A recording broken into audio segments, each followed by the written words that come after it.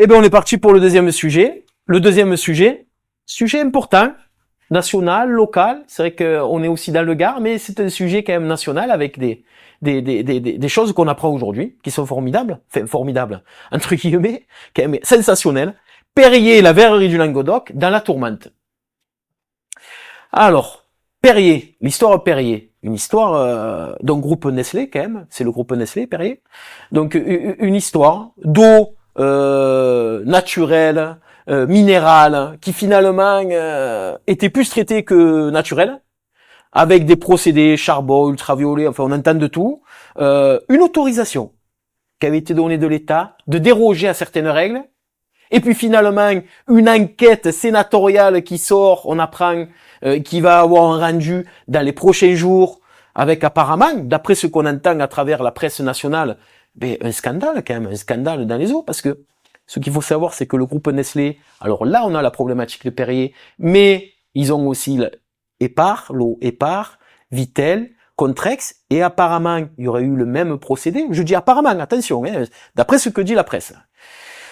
Et aujourd'hui, on a un ultimatum aussi quand même de Nestlé qui dit attention, vous allez voir ce que vous allez voir, on va pas se laisser faire alors qu'ils ont tort depuis le début. Une enquête sénatoriale qui fera apparaître que quand même le gouvernement à un moment donné a eu des lacunes pour pas dire autre chose. Voilà, restons quand même pas sur le côté juridique, mais sur notre côté débat. Et en parallèle, pour que les gens comprennent, il y a Perrier à Vergès, mais en face, cette même entreprise Perrier-Vergès, nous avons la verrerie du Languedoc. Verrerie du Languedoc, grosse entreprise gardoise, qui est là depuis des décennies, qui fabrique donc la fameuse petite bouteille verte Perrier.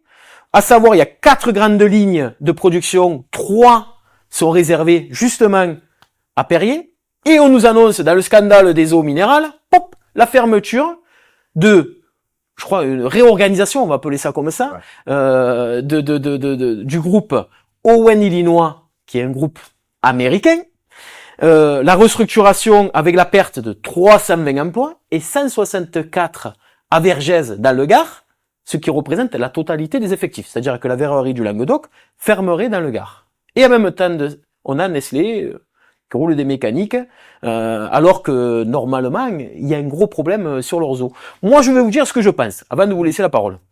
Je pense que les deux sont liés. On a aujourd'hui un groupe Nestlé à travers Perrier qui se retrouve dans la tourmente, parce qu'ils ont eu des procédés, mais plus que litigieux. Je vous remettrai un exemple, et c'est pas de la petite politique de semaine. Aujourd'hui, un artisan entrepreneur que nous sommes fait une faute, il est sanctionné, et bien sanctionné. Aujourd'hui, des groupes comme ça, qui se permettent de dire une eau minérale, naturelle, alors que ça l'est pas du tout. Ils vendent ça à des millions de personnes dans le monde entier. Ils gagnent de l'argent comme personne, des dividendes à leurs actionnaires comme personne. Et presque on essaierait de négocier. Parce que c'est un grand groupe. Attention.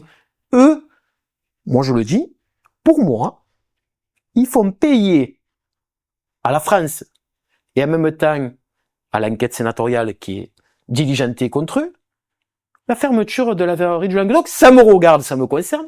Et moi, ce que je pense que les deux ont un lien et que les groupes américains et suisses, parce que Nestlé, c'est un groupe suisse, et Owen Illinois américains feront faire leur verre ailleurs, continueront de produire tout va, peut-être continueront à négocier avec d'autres gouvernements de l'eau minérale qu'il n'y en ait pas, et continueront à vendre et à gagner beaucoup d'argent. Et juste pour finir, pour poser le cadre définitif, j'aimerais savoir combien le groupe Nestlé ces dernières années a reçu de subventions publiques à travers ses divers sites, Owen Illinois aussi, à travers ses divers sites, et peut-être que si maintenant il ferme, il faudrait peut-être rendre l'argent, puisque apparemment, on l'a dit tout à l'heure, François Bayrou cherche à faire des économies, mais peut-être que ces grands groupes qui touchent des dividendes, des milliards chaque année de dividendes, peut-être qu'on pourrait en gratter quelques milliards et récupérer un petit peu l'argent des Français.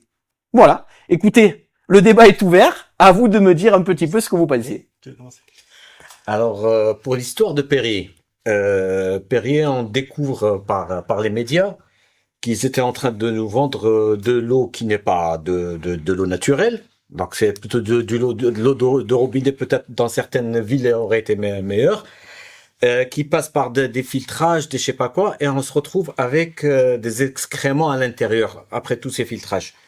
Et ils nous font culpabiliser en disant, si Perrier ferme, la verrerie va fermer et il y aura 300 familles qui vont être dans la misère. Donc, quelque part, il vaut mieux passer sur ça. Il y aura des familles qui seront en peine. On nous culpabilise.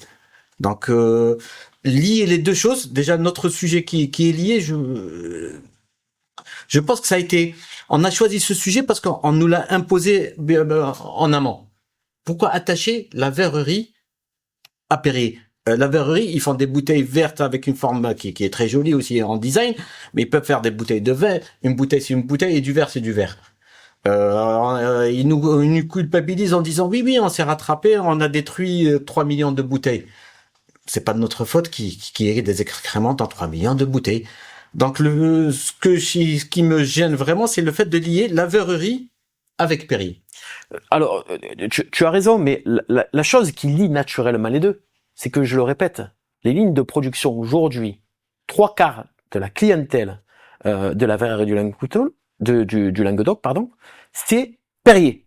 C'est-à-dire qu'il y a les 3/4 des salariés dedans, travaillent sur 3 lignes, il y a 4 lignes, 3 lignes de production, c'est pour Perrier. Et on ne peut pas lier ce qui se passe. Enfin, qui c'est qui le lit? Il y en a certains qui le lient, mais il y en a d'autres que non. Moi, j'ai fait le choix de le lier. Parce que pour moi, derrière, politiquement, il y a des choses à dire et il y a des choses à peut-être à verrouiller avec ces grands groupes sur ces questions-là, parce que on ne peut pas me faire croire que l'un et l'autre n'ont pas, à un moment donné, une conséquence sur ces deux sujets-là. Voilà. Qui, pour moi, n'en font qu'un au bout du bout. Mais tu as raison, Ali. On nous l'impose aussi dans le sens où ce grand groupe n'hésite pas à dire, oh, regardez, hop, là, on va fermer. Alors, vous avez voulu nous faire, entre guillemets, pampan cucu. Eh bien, regardez, nous aussi, on va vous faire mal. Et je pense, comme on dit, c'est des groupes suisses, des groupes américains. Honnêtement, ça n'a rien à enlever à la France. Mais en ce moment, avec les débats qu'on a ailleurs et même les problématiques qu'on a avec certains autres pays, eh bien, écoutez, ça permet de mettre un petit coup de bâton et de dire attention. Maintenant, au garde à vous. Très bien. Moi, je vois, je vais parler en tant qu'artisan. Et je sais pas si vous voyez en ce moment, il y a énormément de fermetures. Restaurants, tout ce qui est culinaire et tout ça, il y a beaucoup de choses qui ferment. Il y a pas très longtemps, l'État a décidé de privatiser tous ces contrôles. Ces contrôles, à l'époque, c'était le service public qui le faisait. Donc ils venaient et puis ils voyaient, bon après ils essayaient un peu, allez on laisse passer ça c'est cool. Là aujourd'hui ce sont des privés qui ont un résultat. On leur demande du résultat. Donc cette affaire elle tombe pas du ciel, c'est pas du jour au lendemain. Oui. Donc oui, c'est vrai. On parle beaucoup de traçabilité. Quand on parle de cuisine, pâtisserie, tout ça, ok, tu as mis quoi? Du sel. Le sel, il vient d'où? Il est comment? Comment il a été traité? Les viandes, c'est la même chose. On a une traçabilité. Là, il y a que 2 éléments. Il y a de l'eau et si la traçabilité n'a pas pu être faite correctement, c'est qu'on a laissé faire. Après, je vais parler autour, ce qui se passe autour, parce que ici, on est dans le Gard. On a vu ce qui s'est passé avec les mines. On a aussi eu un cartonnage, parce que les cartonnages aujourd'hui, les usines sont tous en train de fermer de cartonnage, parce que les choses sont construites et faites à l'extérieur la plupart du temps. Et généralement, on a besoin de cartonnage, c'est juste pour envoyer des colis. Et les colis viennent tous d'Asie ou ailleurs, malheureusement. Donc on a ce problème-là qui est assez large, je trouve. Et ce qui est local, parce que on parle de Vergès, c'est que 5000 habitants, 5400 habitants. Et sur les 5400 habitants, le fait qu'il y ait 2 cinémas, qu'il y ait des infrastructures qui sont dignes d'une ville de 50 000 habitants. Ouais. Ah ben, là, il y a aussi Nestlé qui est là et qui est présent. C'est-à-dire lorsque, c'est un mécénat, hein, c'est une fondation, ils sont là et ils subventionnent. Et là, aujourd'hui, on revient au premier, quand on a parlé de Monsieur Bayrou et de Monsieur Macron, on revient sur le même pouvoir. C'est-à-dire, c'est vous qui décidez. Lorsque Perrier dise, voilà, si vous voulez fermer, eh ben, il y aura ces répercussions. Et c'est comme un référendum, entre parenthèses, mais qui tend de la perche au public. Voilà, je pense que moi je vois ça un peu comme ça.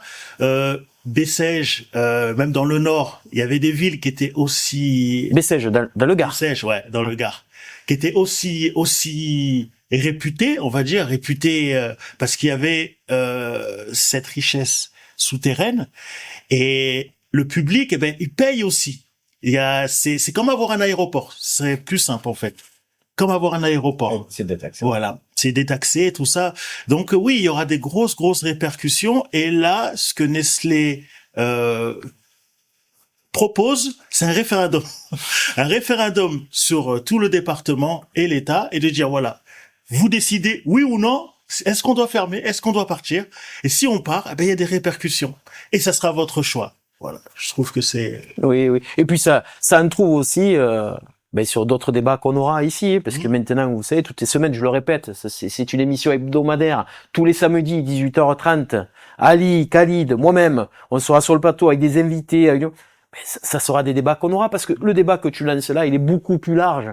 C'est-à-dire aujourd'hui, comment les grosses sociétés multinationales peuvent s'emparer du pouvoir politique. Finalement, ils font plus de politique aujourd'hui que nos propres politiques qui n'ont pas de majorité à l'Assemblée nationale, qui ne peuvent plus lire. Eux imposent leurs règles et leurs lois. Et aujourd'hui, on voit bien que malheureusement pour eux, nos politiques, ils sont poings et pieds liés et ils ne font pas grand-chose et ils ne peuvent rien faire. Parce que c'est en même temps le système qu'ils ont choisi, prend le dessus sur la politique. Exact. Écoutez, je crois qu'on a traité ces deux premiers sujets. Moi, je suis assez content parce que je vois quand même qu'il y a du niveau. Et en même temps, je le rappelle, ce ne sont pas des professionnels de la politique et c'est ça qui est plaisant dans ce débat parce que on a affaire à des entrepreneurs, à des artisans, à des personnes investies aussi socialement et on y reviendra plus tard dans d'autres émissions dans la société et dans le tissu local et national. Et écoutez, moi je souhaite très rapidement se revoir samedi prochain et partager encore un moment de débat avec vous. Avec plaisir. Eh bien écoutez, à très bientôt, à samedi prochain et surtout prenez soin de vous. À bientôt.